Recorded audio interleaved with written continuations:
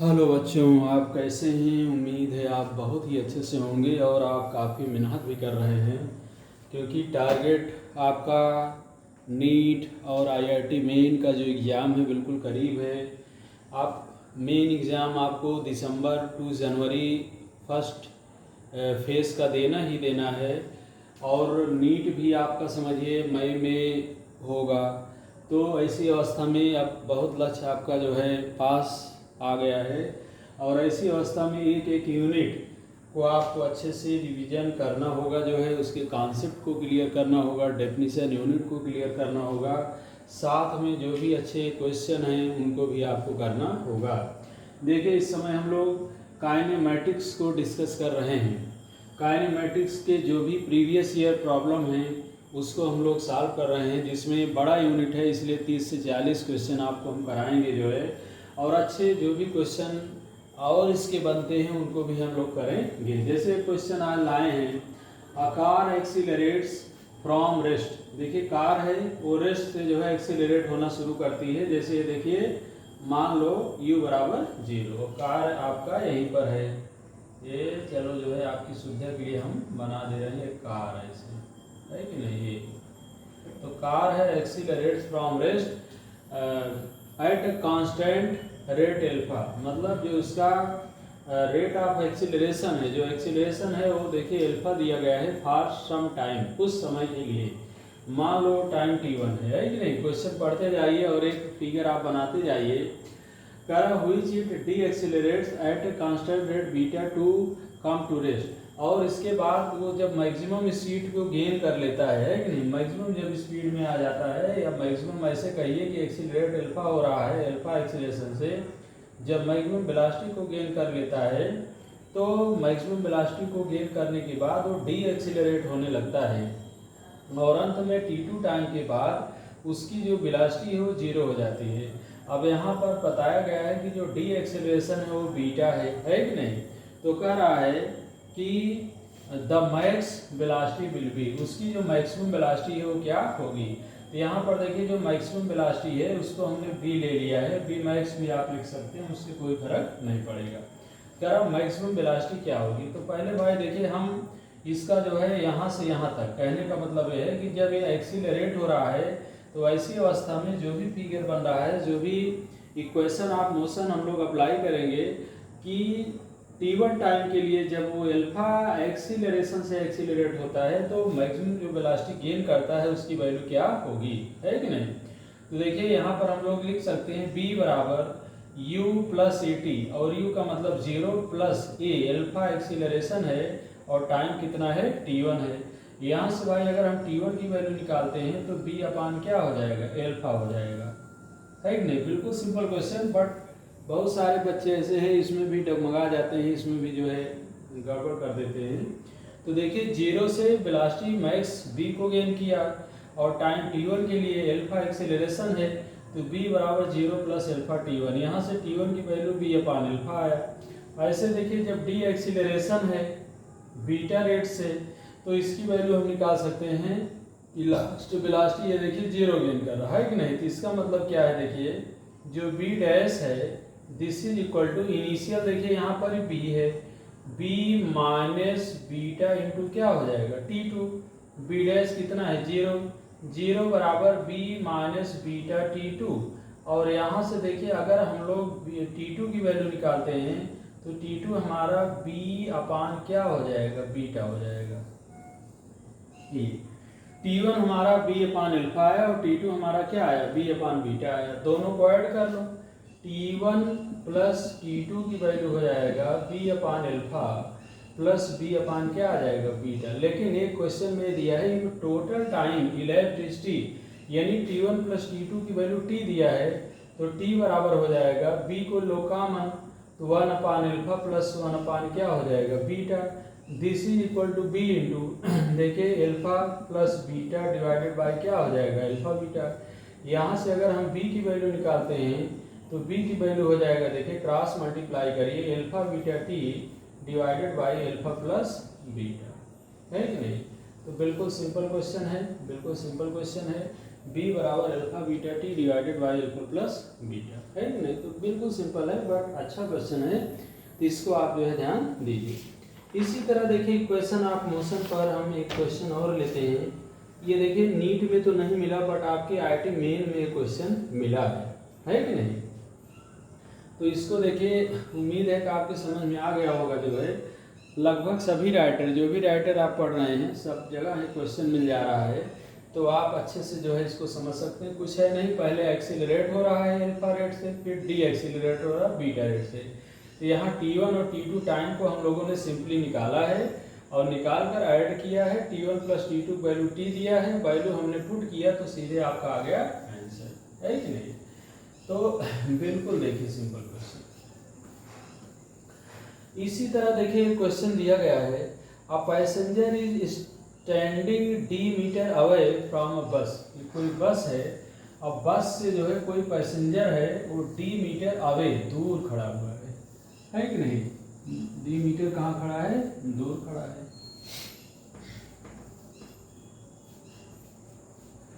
A passenger is standing D meter away from a bus.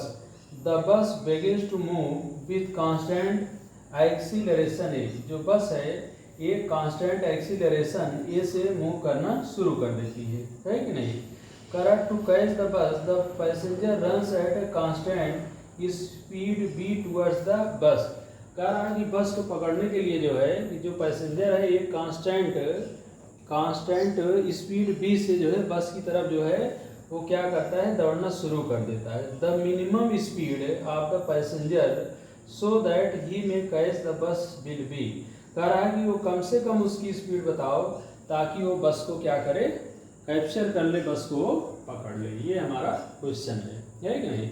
यानी passenger है, ऐसे समझिए पैसेंजर है और पैसेंजर जो है वो बस को पकड़ना चाहता है। और ये देखिए बस है, मान लो यहाँ पर ऐसे हम बस को बना दे रहे हैं, ये बस है और जो पैसेंजर है देखिए ये ऐसे हम बना दे रहे हैं, ये पैसेंजर है कि नहीं। अब पैसेंजर जो है बस से D मीटर दूर खड़ा है, ये देखिए इससे D मीटर दूर खड़ा है। अब passenger is standing D metre away from bus, the bus begins to move with constant acceleration A। और ये देखिए क्या है, बस जो है कांस्टेंट एक्सीलरेशन A से मूव करना जो है शुरू कर देता है, जो बस है ये बताया गया है। To catch the bus the passenger runs at a constant speed B towards the bus. और जो पैसेंजर दौड़ रहा है इसकी तरफ जो है वो कांस्टेंट स्पीड B से दौड़ रहा है कि नहीं। The minimum speed of the passenger so that he may catch the बस विल बी। कह रहा है कि B की मिनिमम वैल्यू बताओ ताकि ये इसको क्या कर ले, कैप्चर कर ले, है कि नहीं, इसको ये पकड़ ले। तो देखिए बिल्कुल आसान क्वेश्चन है। Let the passenger catch the बस आफ्टर टाइम T। हम मान लेते हैं कि जो पैसेंजर है T टाइम के बाद जो है, T टाइम के बाद वो क्या करता है, बस को पकड़ लेता है। तो ऐसे समझिए, लेट द पैसेंजर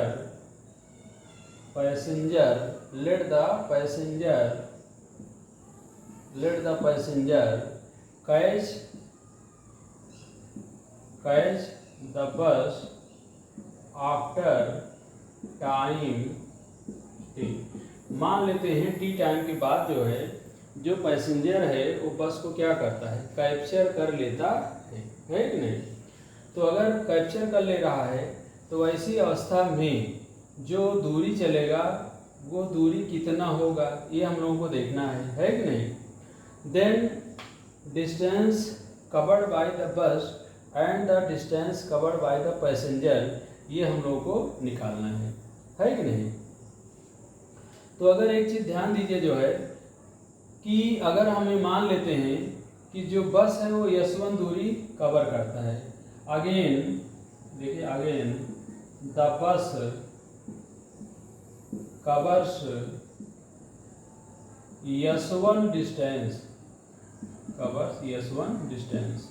देन अगर बस S1 डिस्टेंस कवर कर रही है इस दौरान, तो S1 की वैल्यू जो है वो किसके बराबर हो जाएगा, 0 + ½ AT²। या ऐसे हम कह सकते हैं S1 जो है वो हाफ AT स्क्वायर के क्या होगा बराबर। इसको आप इक्वेशन 1 कर दीजिए, है कि नहीं। और इसके बाद देखिए जो है distance covered by the passenger also, distance covered by the passenger is given by, देखिए ये हो जाएगा S2 बराबर UT प्लस 0। UT प्लस 0 इसलिए भाई क्योंकि देखिए अच्छा UT क्या जो है UT, हाँ ठीक है, चलो हम मान लेते हैं कि जो डिस्टेंस को कवर कर रहा है जो है वो UT ही है। तो ये देखिए हो जाएगा आपका जो है जो स्पीड इसकी है, अगर हम लोग U सारी लेते हैं, U लेते हैं, तो ये जो है S2 हमारा UT के क्या हो जाएगा बराबर हो जाएगा, क्योंकि इसमें भाई एक्सीलरेशन है ही नहीं है, तो कांस्टेंट वेलोसिटी से कांस्टेंट स्पीड से उसको खेद रहा है, तो S2 बराबर क्या हो जाएगा UT हो जाएगा, है कि नहीं।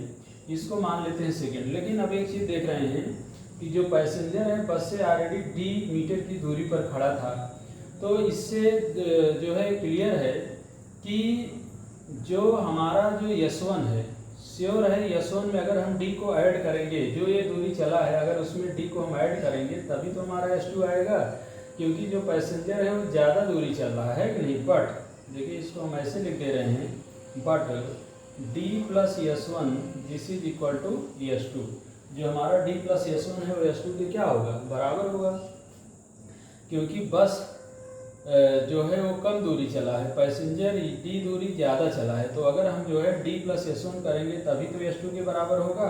अब कुछ नहीं करना है, वैल्यू उठाकर पुट करो, इसको सॉल्व करो। अब ये हो जाएगा D प्लस S1 और S1 की वैल्यू हमारा क्या है हाफ AT स्क्वायर, और S2 हमारा क्या है UT है कि नहीं। D plus half AT square बराबर UT। अब इसको भाई जरा से इक्वेशन हम बनाकर अगर हम सॉल्व करते हैं, देखिए यहाँ से इसको सॉल्व अगर किया जाए, T की वैल्यू निकालें, ये क्वाड्रेटिक T स्क्वायर में बन जाएगा। देखिए अगर क्रॉस मल्टीप्लाई आप करते हैं तो आ जाएगा AT स्क्वायर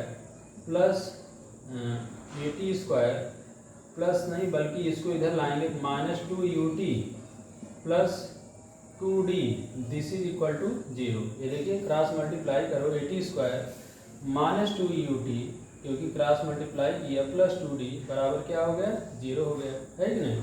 और यहाँ से अगर हम T की वैल्यू निकालते हैं तो T बराबर हो जाएगा U प्लस माइनस, T बराबर हो जाएगा U plus minus under root U square -2AD whole divided by क्या आ जाएगा A। जो टाइम की वैल्यू है वो आ जाएगा U plus minus under root U square -2AD divided by.